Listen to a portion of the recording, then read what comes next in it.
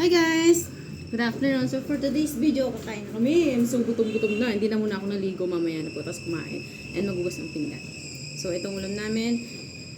Wala kaming ginastos dito guys kasi itong liempo. Ito pa yung ulam namin nung nakaraan na nakastock siya sa rep na nakamarinate na. Hinati ko yung liempo. Binili niya 1 kilo nung ulam namin nung unang sigang. Tapos ito. Panihaw. Meron pa doon. Pinutol ko. Then ito talong binili ko kahapon pa. Tapos meron din kami ditong napamunggo. Ilabas mo muna dyan muna sa labas. So, kain tayo guys. I'm so hungry. Binigay lang pala ni Ate Tit tong munggo. Thank you so much. Kaya, hindi na kami na ano. Niluto ni Pars Bobby. Sarap. Dapat mag-ano kami ng kare-kare kasi meron kami kare-kare na ano. Yung tira namin nung nag-ano kami na Max. Max. Yun. Tira namin. Nilagay ko siya sa freezer. Preserve ko siya.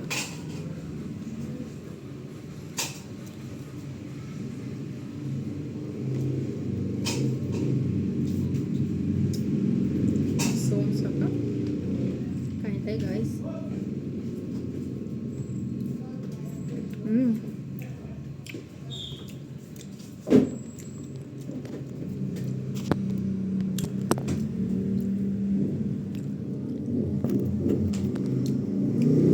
Natin itong baboy na may narinate ko kung okay ba.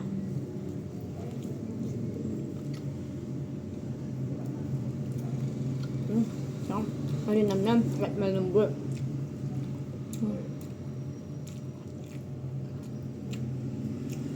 Ito guys, pinirito ko lang pork barbecue.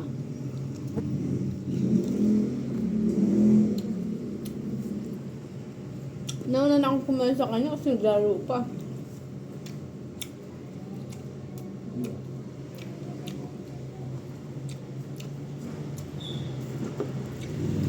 Alam mo dito yung blower lab sa pagkain natin nilalangaw.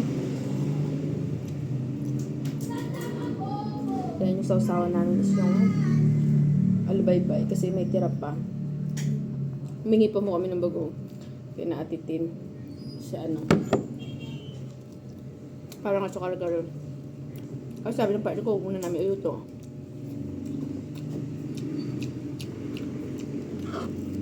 Pinagbigay ng ulam.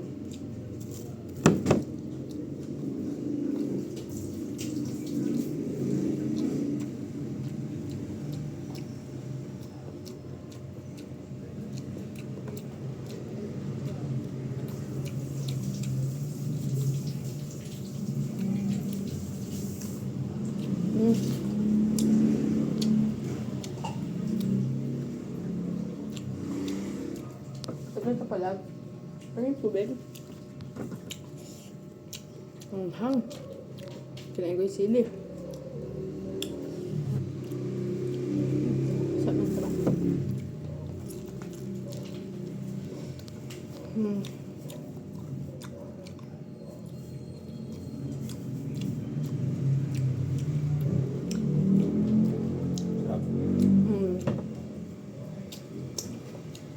Bang.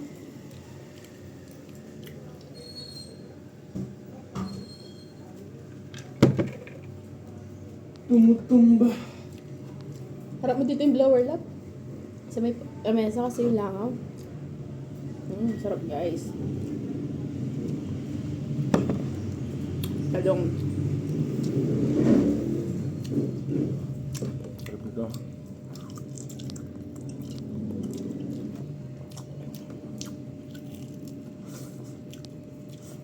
Ang sarap ng munggo.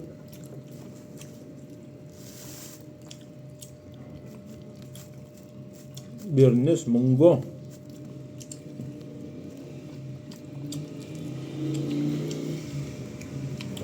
Ganyan yung sinasabi mo na ano, sasawag ng luto.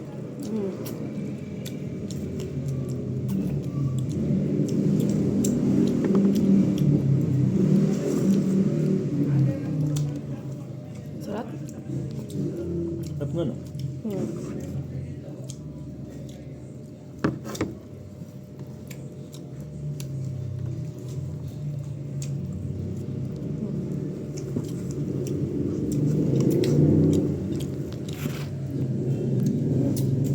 Wala kaming ginastos dito sa pagkain, guys. Kasi nung nakaraan po itong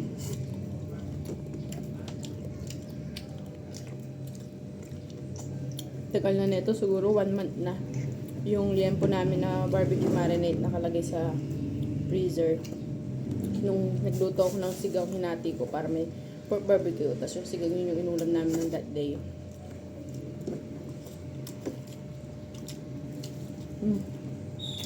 Kaya masarap ulam namin. Bigyan lang din natin din yung munggo.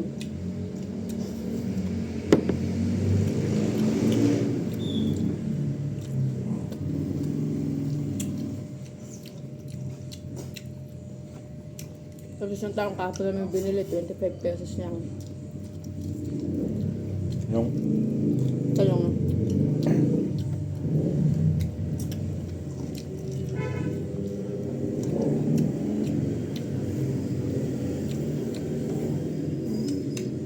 Sarap.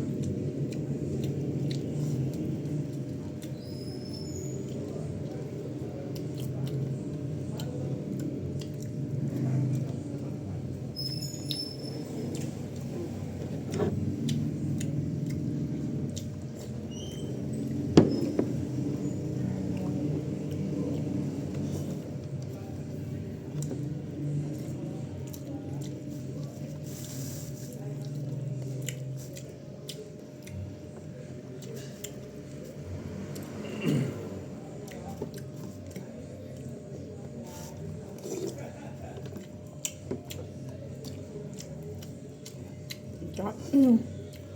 bigaw ng malunggay, no? Hmm.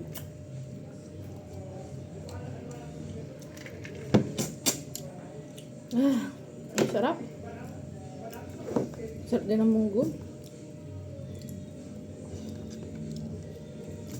Daw ng malunggay. Sarap.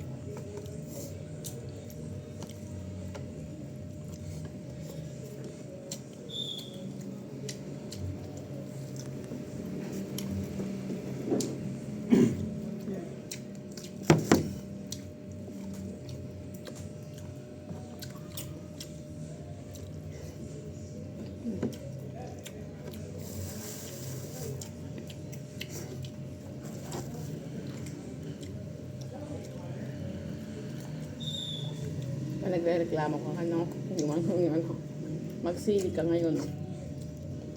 Hindi, wala ka ng lasa.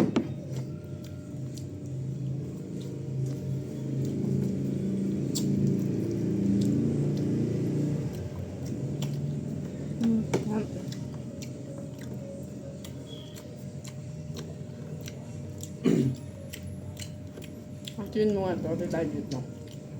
Ginagagat mo na. Saka lang. Kagatin mo na yan.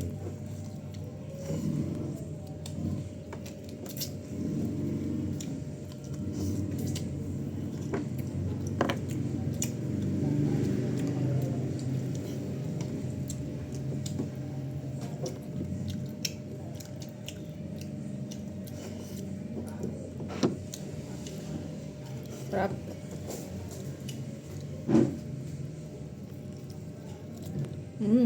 Ay lambot.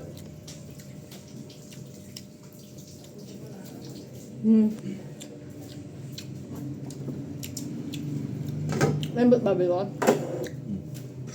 Ano mo ba? Mamaya na. Parang pabusog na ako. Busog na yan.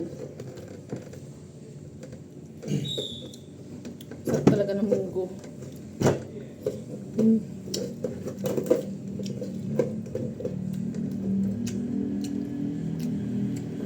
Sarap. Halong.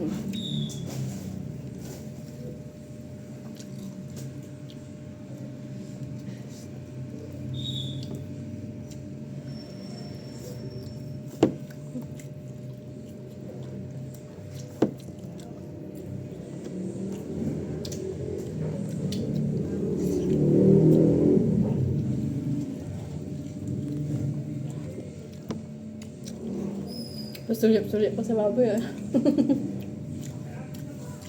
Tumanon ko dito.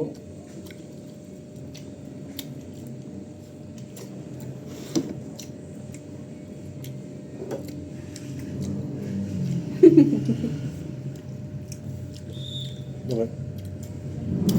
Simple kasi silip-silip. Mahilig kasi siya sa bagay. Kaya sinusulipan niya itong kinakain ko. Meron ako.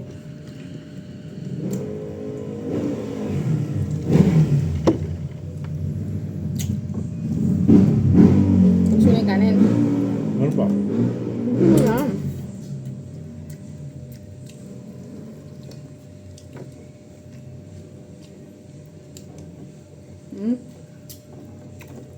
Sarap.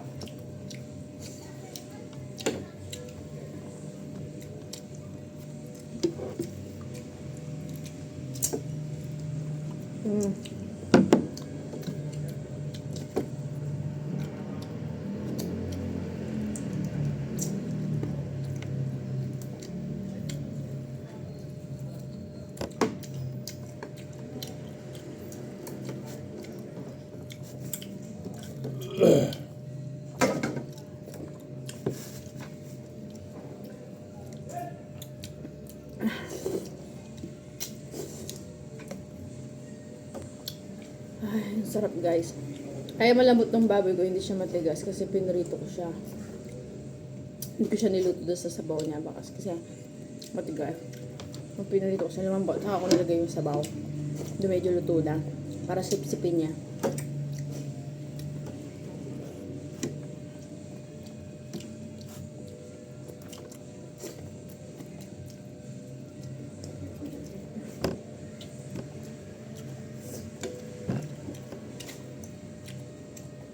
Ilagay mo na lahat.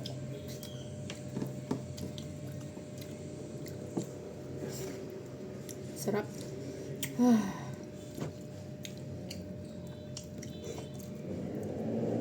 Literal ang sarap guys.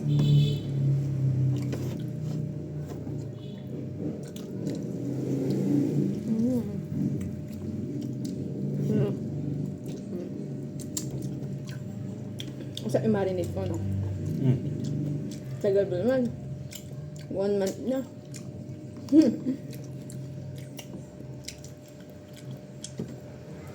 1 month na sa freezer.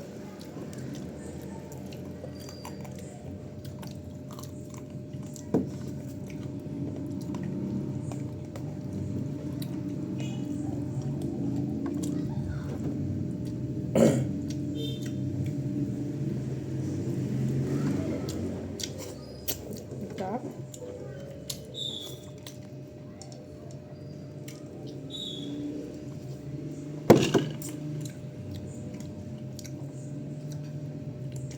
Literal guys na sobrang sarap. Ubusin mo na yung munggo darling ha.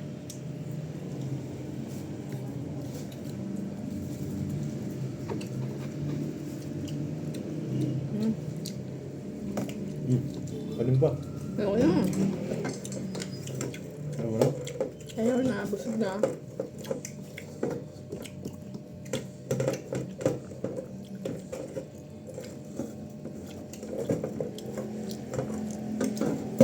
Ang ganda na itong lempe niya. Bukod sa mataba, malaman din. Sarap.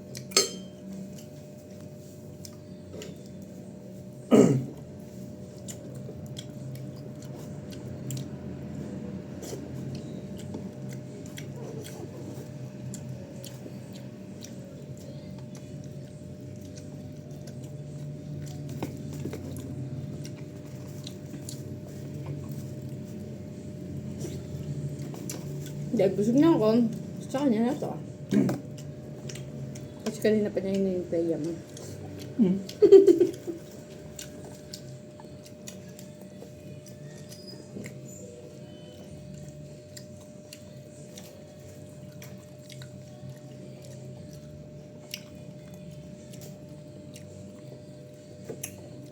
Sarap.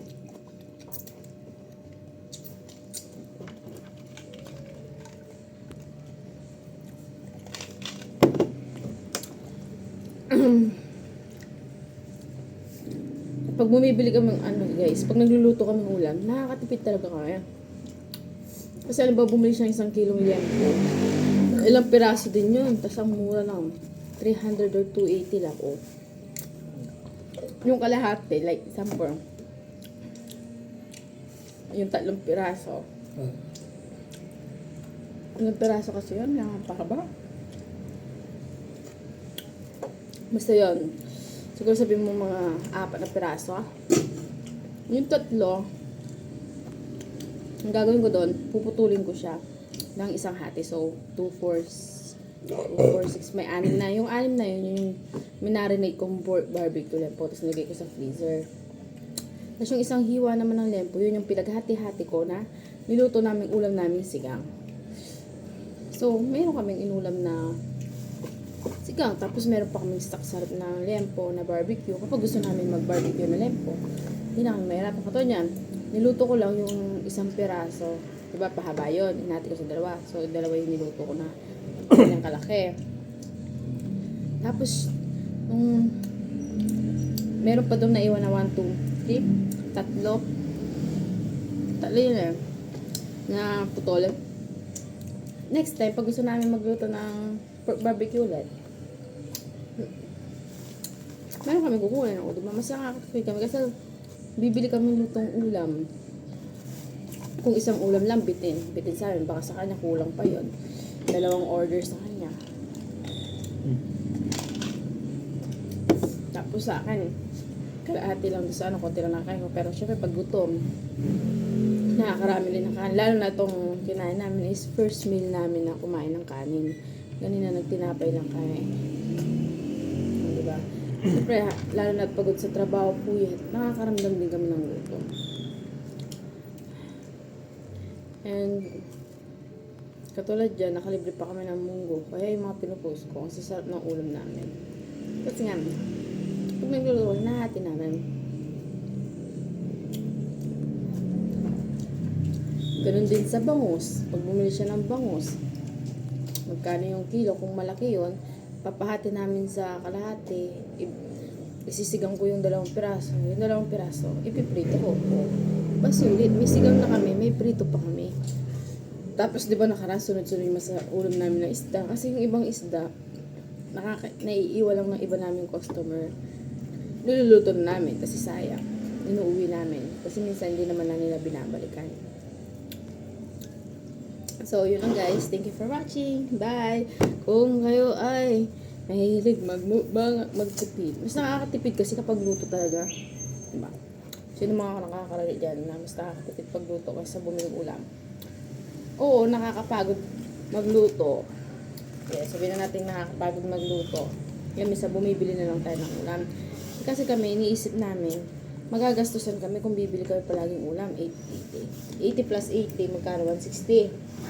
O, 160, araw-araw 160. Kung bumili na lang kami ng ng pang iluluto namin, kung sa mga hahati ko pa yun, may kinabukasan pa, may third day pa. Katulad ng lepong barbecue, mayroon pang tira sa rep, mauulam pa namin yun bukas or sa susunod kung kailan namin gusto.